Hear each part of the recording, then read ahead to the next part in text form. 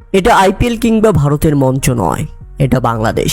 প্যাভিলিয়নটা ওইদিকে, আউট হয়েছে ভাইয়া, সো কথা বাড়ানো যাবে না। নাহিদ রানার যেমন স্পিড তেমন আগ্রাসন, যে আগ্রাসনে জ্বলে পড়ে শারখার অস্ট্রেলিয়ান উইকেটরক্ষক ব্যাটসম্যান জস ইংলিশ।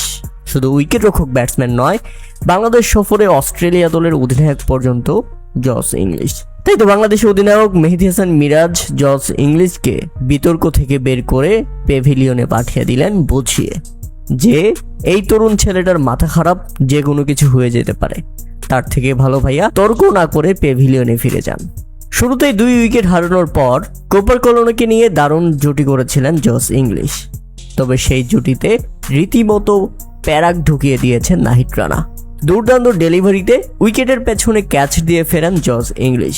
আর নিজের ক্যারিয়ারের অস্ট্রেলিয়ান কোনো প্রথম উইকেট, আগ্রাসন উদযাপন হবে এমনটাই স্বাভাবিক। আর নাহিদ রানার আগ্রাসী উদযাপন যেটা স্বাভাবিকভাবে নিতে পারেনি জস ইংলিশ, নাহিদ রানার দিকে তেড়ে যান। আর তখনই নাহিদ রানাকে সাপোর্ট করতে সেখানে খেপে গিয়েছিলেন নাজমুল হোসেন শান্ত পর্যন্ত। তবে মোসাদ্দেক হোসেন এবং মেহেদী হাসান মিরাজ জস ইংলিশকে বুঝিয়ে সেখান থেকে সরিয়ে দেন। আমরা যখন টিভি রিপ্লেতে দেখি, জস ইংলিশের সঙ্গে তর্ক বিতর্ক হয় নাহিদ রানার।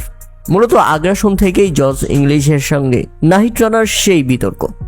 এরপর মোসাদ্দেক হোসেনও কম নয়, ব্যাট হাতে দুর্দান্ত ইনিংস খেলার পাশাপাশি বল হাতেও নিজের দ্বিতীয় ওভারেই তুলে দিলেন কোপার কলোনির উইকেট। রীতিমতো বোল্ড করে দিয়ে মোসাদ্দেক হোসেন প্রমাণ করলেন তিনি বাংলাদেশ দলে কামব্যাক করেছেন দীর্ঘ সময়ের জন্য। পুরোপুরি বাংলাদেশের জার্সিটা তিনি এখন ধরে রাখতে চান। মোসাদ্দেকের অলরাউন্ডার পারফরমেন্স সেটারই ইঙ্গিত দিচ্ছে। শুরুতেই 5 রানে বেঁচে গিয়েছিলেন কপাল করণী, সেখান থেকে 35 রানের দারুণ ইনিংসও খেলেছেন। অস্ট্রেলিয়ার ভরসার প্রতীক হয়ে দাঁড়াতে চেয়েছিলেন কপাল করণী, তবে মোসাদ্দেক হোসেন সেটা হতে দেয়নি। বোলিং করতে এসে রীতিমতো বোল্ড করে দিয়ে প্যাভিলিয়নে পাঠিয়ে দিয়েছেন এই ব্যাটসম্যানকে। শুধু এখানেই শেষ নয়, এরপর আরও একটি উইকেট পেয়েছেন নাহিদ রানা, ফিরে দিয়েছেন দুর্দান্ত খেলতে থাকা অ্যালেক্স ক্যারিকে। 62 বলে 47 রান করে ফিরে যান এই ব্যাটসম্যান।